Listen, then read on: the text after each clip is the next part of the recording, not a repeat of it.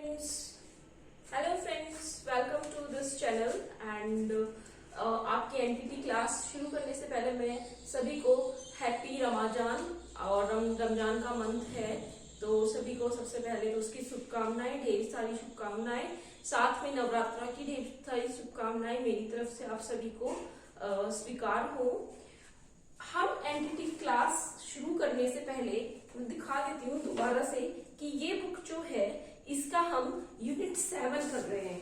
ठीक है, यूनिट 7 कर रहे हैं तो इसके अंदर हम काफी मेथड्स कर चुके हैं, जैसे किंडरगार्टन पद्धति फ्रॉबेल के द्वारा दी गई, किंडरगार्टन पद्धति फ्रॉबेल के द्वारा दी गई है। प्रोजेक्ट पद्धति विलियम किलपैट्रिक जो है उनके साथ में इन्होंने भी J.A. स्टीवेंसन और बालार्ड इनने अपने विचार दिए हैं। मारियो मॉन्टेस्री मेथड जो है वो मॉन्टेस्री के द्वारा दिया गया है। बेसिक शिक्षा पद्धति गांधी जी, टैगोर और विवेकानंद जी के द्वारा दी गई है।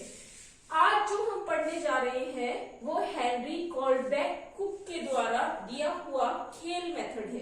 देखिए, खेल मेथड पढ़ने से पहले हम ये जान लेते हैं कि खेल मेथड होता क्या है।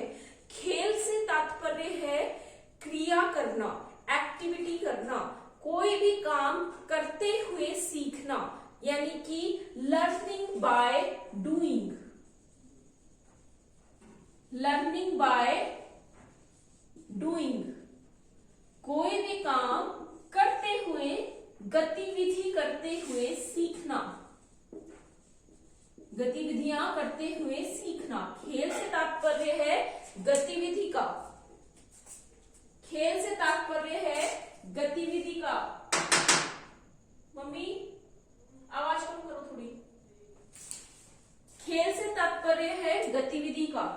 गतिविधि मतलब एक्टिविटी, एक्टिविटी के अंदर क्या क्या चीजें आ जाएंगी।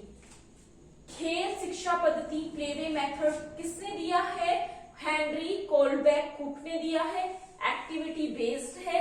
इसके अंदर एक्टिविटी कौन कौन सी हम शिक्षा के दौरान प्रयोग में लाएंगे?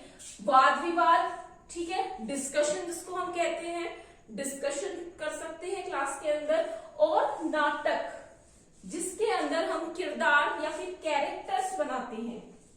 क्या बनाते हैं?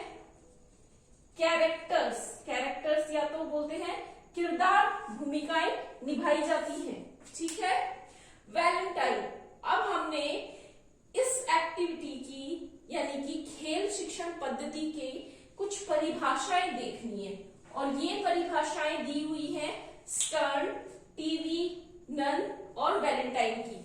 स्टर्न, टीवी, नन और वैलेंटाइन, ये भी तीनों ने अपनी अपनी परिभाषाएं दी है। चलिए देखते हैं एक एक परिभाषा को वन बाय वन। मैं शुरू कर रही हूं।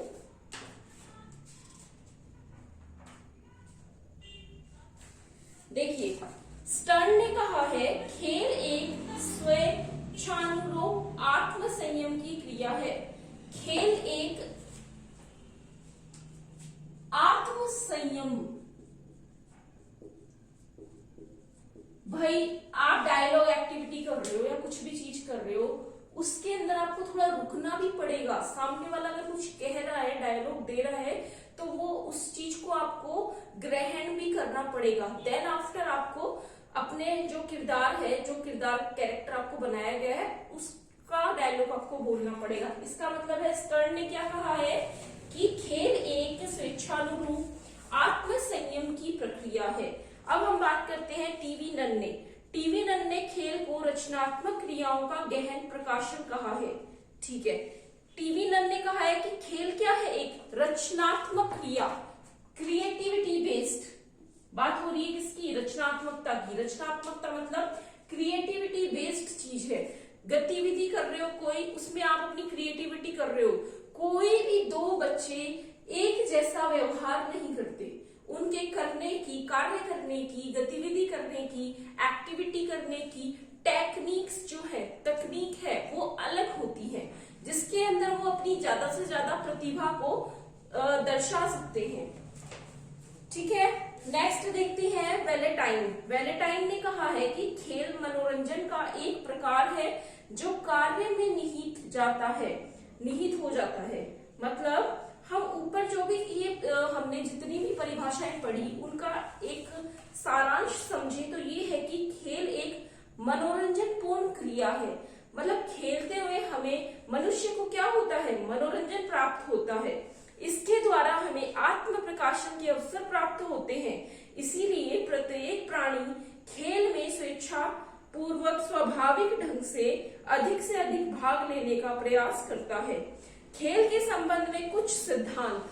अब खेल एक्टिविटी जो है, ये खेल एक्टिविटी हेनरी गोल्डबैक की जो है खेल पद्धति, उसके कुछ सिद्धांत भी हैं। सिद्धांतों की हम बात करते हैं तो देखते हैं, चलिए। खेल के सिद्धांत, नंबर फर्स्ट है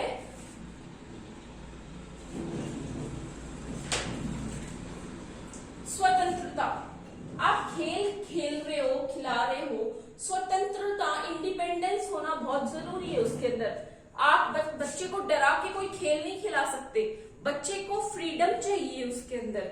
ये नहीं है कि आपने बच्चे को डरा दिया, अगर बच्चा डर ही जाएगा तो वो तो खेल ही नहीं पाएगा, फिर उसके अंदर जो क्रिएटिविटी है, रचनात्मकता है, वो तो निकल करके बाहर आ ही नहीं पाएगी। दूसरा है उत्तरदायित्व, आपको रिस्पॉन्सिबिलिटी देनी पड़ेगी। सपोज कीजिए आप बच्चे को कोई भी एक्टिविटी बेस्ड काम करवा रहे हैं, यानी कि क्रिया प्रदान करते हुए कार्य करवा रहे हैं, तो उसमें उसको छोटी छोटी चीजों की रिस्पॉन्सिबिलिटी दीजिए। सपोज आप उसको क्लासरूम के अंदर ब्लैक बोर्ड इंचार्ज बना रहे हैं। फॉर एग्जाम्पल उसको आप समझाएं कि भाई तुम्हें डेट, जो भी चैप्टर का नेम है, एब्सेंटीज, प्रेजेंटीज, टोटल, वो सब ब्लैक बोर्ड पे मेंशन होना चाहिए। मैम के आने के बाद से पहले क्लासरूम क्लीन होना चाहिए, ठीक है। मार्कर जो है उसमें प्रॉपर टाइम पे इंक होनी चाहिए। ये सब छोटी छोटी एक्टिविटीज दे सकते हैं। क्लास में कोई प्रीफेक्ट बना दिया तो उसको बोल दिया गया कि आपको क्लास का डिसिप्लिन मेंटेन रखना है। तो ये छोटे छोटे जो रिस्पॉन्सिबिलिटीज हैं हम बच्चे को ये दे सकते हैं। रुचि, सबसे महत्वपूर्ण है कि रुचि होना, यानी कि इंटरेस्ट होना बहुत जरूरी है। अगर बच्चे में इंटरेस्ट ही नहीं है, रुचि ही नहीं है खेल के प्रति, खेलने के प्रति, या जो आपने उसको किरदार दिया है, कैरेक्टर दिया है, एक्टिविटी दी है, अगर वो करने के लिए उसके अंदर रुचि नहीं है तो फिर तो वो कर ही नहीं पाएगा। सपोज कीजिए कोई इंट्रोवर्ट चाइल्ड है, आप उसको कोई ऐसी एक्टिविटी दे रहे हैं जिसमें उसको ज्यादा से ज्यादा बात करनी है, तो वो कैसे करेगा? फिर वो कर ही नहीं पाएगा, उससे वो चीज हो ही नहीं पाएगी, उसका इंटरेस्ट ही डेवलप नहीं होगा। तो सबसे पहले हमें बच्चे का इंटरेस्ट डेवलप करना है, ठीक है। ये हो गए खेल के सिद्धांत। मैं एक बार लाइन टू लाइन इनकी रीडिंग कर देती हूँ, थोड़ा अच्छा रहेगा आप लोगों के लिए भी। खेल का शैक्षिक महत्व। शक्तिवर्धन का सिद्धांत, इस सिद्धांत के प्रतिपादन का श्रेय प्रसिद्ध मनोवैज्ञानिक मैकडूगल को है। मैकडूगल के अनुसार बालक को थक जाने पर ही खेल में आनंद आता है। दूसरे शब्दों में, जब वह थोड़ी देर खेल लेता है तो उसकी पहली थकान दूर हो जाती है और उसके अंदर नई शक्ति पैदा हो जाती है। इस प्रकार शक्तिवर्धन का सिद्धांत अतिरिक्त शक्ति के सिद्धांत का बिल्कुल उल्टा है। खेल का शैक्षिक महत्व। अब खेल की इंपॉर्टेंस क्या है, हम खेल खेलते क्यों हैं? ब्लड सर्कुलेशन के लिए, हार्ट बीट्स मेंटेन रहती है, ओबेसिटी नहीं आती और कंसंट्रेशन पावर इंक्रीज होता है, ठीक है। अब हिंदी मीडियम वाले बच्चों के लिए मैं रीड कर देती हूँ, ध्यान से सुनिएगा। खेल अपनी इच्छा से खेला जाता है, इससे बालकों की श्वास क्रिया में तेजी आती है, उनका रक्त संचार बढ़ता है एवं उनकी मांसपेशियों में स्फूर्ति आती है। इससे बालकों में उत्साहवर्धन होता है तथा वे जीवन की कठिन से कठिन परिस्थितियों का सामना करने के लिए तैयार हो जाते हैं। इसीलिए प्रसिद्ध शिक्षा शास्त्री प्लेटो ने भी खेल के महत्व को स्वीकार करते हुए लोगों को बताया कि खेल बालकों को शारीरिक दृष्टि से विकसित करने का उत्तम साधन है। प्लेटो के बाद प्रसिद्ध शिक्षा शास्त्री फ्रोबेल के शैक्षिक महत्व को स्वीकार करते हुए बताया कि खेल बालक की नैसर्गिक प्रवृत्ति है। इसीलिए उन्होंने अपनी किंडरगार्टन पद्धति में खेल द्वारा शिक्षा की व्यवस्था की, जिसके प्रत्येक बालक दिए हुए कार्य का रुचि, स्वेच्छा और आनंद पूर्वक कर सके। खेल के आधारभूत सिद्धांत। पहला है स्वतंत्रता का सिद्धांत। इस सिद्धांत के अनुसार बालकों को खेल में पर्याप्त स्वतंत्रता मिले, जिससे वे किसी प्रकार के बंधन का अनुभव न करते हुए अपनी अपनी रुचि तथा गति के साथ कार्य करते रहें। इस सिद्धांत के अनुसार स्कूलों में बालकों को खेल के अवसर प्रदान करते हुए इस प्रकार से प्रेरित करना चाहिए कि वे कार्य को रुचिपूर्ण ढंग से सक्रिय करते हुए पूरा कर लें। सभी बालक निष्क्रिय बैठकर सुनने की अपेक्षा सक्रिय रहते हुए बौद्धिक परिश्रम करने में रुचि लेने लगेंगे। स्वतंत्रता का सिद्धांत क्लियर हो गया, आई होप सभी के। अभी मैंने एक्सप्लेन किया है। जब भी हम बच्चों को एक्टिविटी कराते हैं तो बच्चों का इंटरेस्ट क्रिएट हो जाता है। एकदम मौन साइलेंट क्लास होने की बजाय बच्चों जब गतिविधि करते हैं तो उनको एक उनके अंदर रुचि उत्पन्न हो जाती है कि नेक्स्ट क्या होने वाला है। ठीक है, आगे देखिए उत्तरदायित्व का सिद्धांत यानी कि रिस्पॉन्सिबिलिटी का जो सिद्धांत है। खेल विधि का तीसरा सिद्धांत बालकों में उत्तरदायित्व की भावना का विकास करता है। इस सिद्धांत के अनुसार बालकों को खेल द्वारा अपना अपना उत्तरदायित्व संभालने के लिए उचित प्रशिक्षण मिलता है।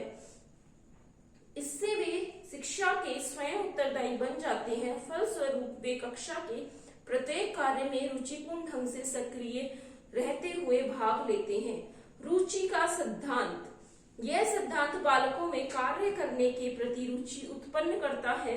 इस सिद्धांत के अनुसार अरुचिकर कार्यों के खेल के द्वारा रुचिकर बनाया जाता है। जब बालकों के खेल के द्वारा कार्य करने की रुचि उत्पन्न हो जाती है तो वे अरुचिकर कार्य को भी प्रसन्न रहते हुए पूरा करने का प्रयास करते हैं। समझ में आ रहा है आप लोगों को? ये बोलना चाह रहे हैं कि जब बालक कार्य कर रहा है कोई, मतलब यह सिद्धांत बालकों में कार्य करने के प्रति रुचि उत्पन्न करता है। रुचि का सिद्धांत रुचि उत्पन्न करने का कार्य करता है। किनमें? विद्यार्थियों में। इस सिद्धांत के अनुसार अरुचिकर कार्यों को भी खेल के द्वारा, मतलब चीजें हैं वो उन बच्चे जिन चीजों को करने में इंटरेस्टेड नहीं है उस चीज को भी आप एक्टिविटी करा के इंटरेस्टिंग बना सकते हैं। जब बालकों के खेल के द्वारा कार्य करने की रुचि उत्पन्न हो जाती है तो वे अरुचिकर कार्य को भी प्रसन्नता से करते हैं और पूरा करने का प्रयास करते हैं। उपयुक्त तीनों सिद्धांतों को स्कूल के कार्यों से संबंध स्थापित करा देना ही खेल द्वारा शिक्षा या खेल विधि कहलाती है। इस विधि का अनुसरण करने से बालक प्रत्येक कार्य को पूरा करने के लिए अपनी पूरी शक्ति लगा देते हैं, जब तक कि कार्य समाप्त नहीं हो जाता। खेल विधि के गुण। अब हम बात करेंगे खेल विधि के गुण। उससे पहले मैं आप लोगों को एक चीज बता देना चाहूंगी।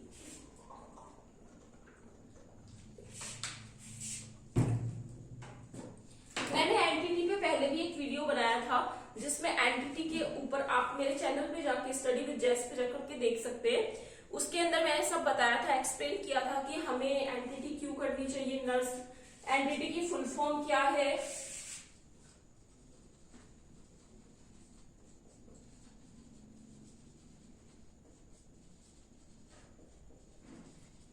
हमें एंटिटी क्यों करनी चाहिए, इसकी अनिवार्यता क्या है, सबके ऊपर मैंने वीडियो बनाया हुआ है। 5+3+3+4। पहले जो छोटी क्लासेस के बच्चे थे वो सिर्फ एलकेजी यूकेजी नर्सरी 3 साल उनको डिवाइड था, लेकिन अब 5 इयर्स जो कंप्लीट है ना वो बच्चों को नर्सरी क्लासेस या इस छोटे क्लासेस के अंदर ही डिवोटेड है।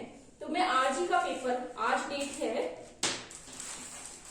3rd, मैं आपको आज ही का पेपर शो करती हूँ। इसके अंदर जितने सारे भी टीचर्स के लिए जॉब के लिए आए हैं, जैसे देखिए जितने भी, मैं स्कूल्स के नाम नहीं पढ़ूंगी, मैंने आपको बता दिया है कि आज का जो पेपर है दैनिक भास्कर, उसके अंदर जितने भी कॉलम्स आए हैं सभी के अंदर रिक्वायरमेंट जो है ना वो एंटिटी को प्रेफरेंस दिया गया है, यानी कि जो छोटी क्लासेस के लिए पीआरटी जो है ना, पीआरटी पोस्ट, उससे जो छोटी क्लासेस है उनके लिए एंटिटी जिनने कर रखा है उनको प्रायोरिटी दी जाएगी।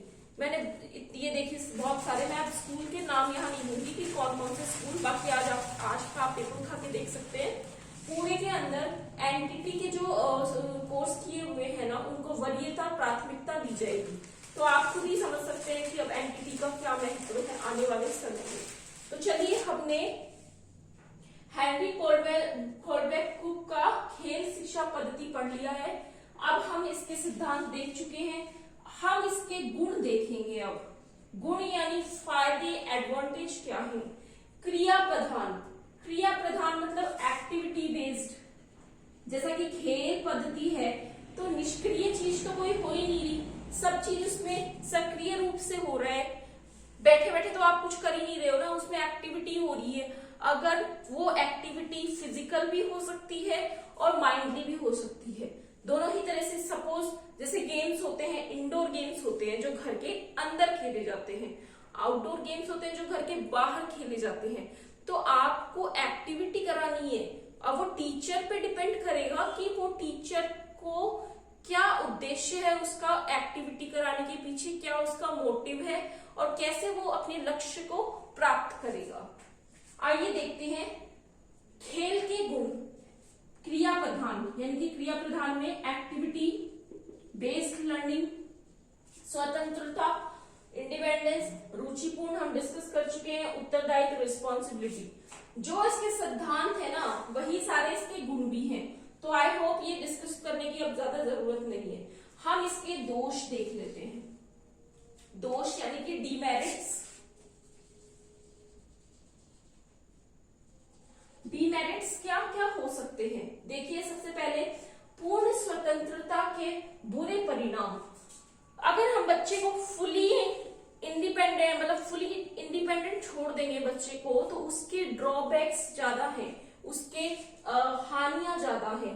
सभी विषयों को हम खेल के माध्यम से नहीं पढ़ सकते। कुछ विषय ऐसे हैं जिनको हम खेल के माध्यम से पढ़ सकते हैं, लेकिन सभी विषयों को तो हम खेल के माध्यम से नहीं पढ़ सकते। थर्ड है प्रशिक्षित शिक्षकों का अभाव। ये देखिए बहुत बड़ी चीज है, यहाँ पे मैं बता देना चाहूंगी। प्रशिक्षित मतलब ट्रेनिंग।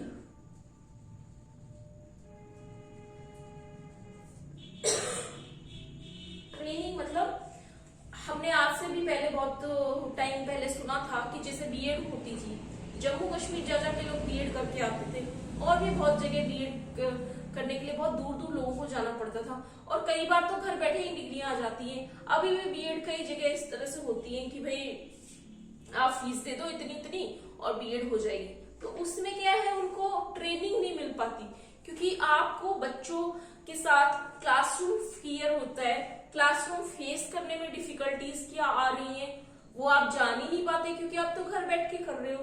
तो ये फिर आगे प्रॉब्लम क्रिएट होती है, क्योंकि इनको बच्चे डील करना नहीं आता, उनके अंदर क्या क्या कमियां हैं स्वयं के अंदर शिक्षक के, वो उनको पता नहीं चल पाती। तो ये सबसे बड़ा एक ड्रॉबैक है कि जो प्रशिक्षित शिक्षक हैं उनकी कमी, उनको ये नहीं पता है कि क्या हमारा उद्देश्य है, क्या हम बच्चों से गतिविधि कराएं और कैसे उसका आउटपुट निकले। ठीक है। फोर्थ है ऊंची कक्षा के लिए अनुकूल, यानी कि हायर जो क्लासेस है इनके लिए ये यूजलेस है। आप हायर क्लासेस में एक्सपेक्ट नहीं कर सकते कि एक्टिविटी, क्योंकि सिलेबस इतना वास्ट होता है, अगर आप एक्टिविटी करवाएंगे तो सिलेबस तो हो ही नहीं पाएगा फिर। सो आई होप इस वीडियो में ये क्लियर हो गया होगा। Thank you everyone for watching this video. I hope you all are liking these kinds of videos. और मेरा आपसे वादा है सभी से कि ये जो ECCE की पूरी बुक है मैं आपको यही चैनल पे करवाऊंगी। ठीक है, तो अगर किसी ने ज्वाइन नहीं किया तो प्लीज चैनल को ज्वाइन कीजिए। Do share and subscribe. Thank you everyone.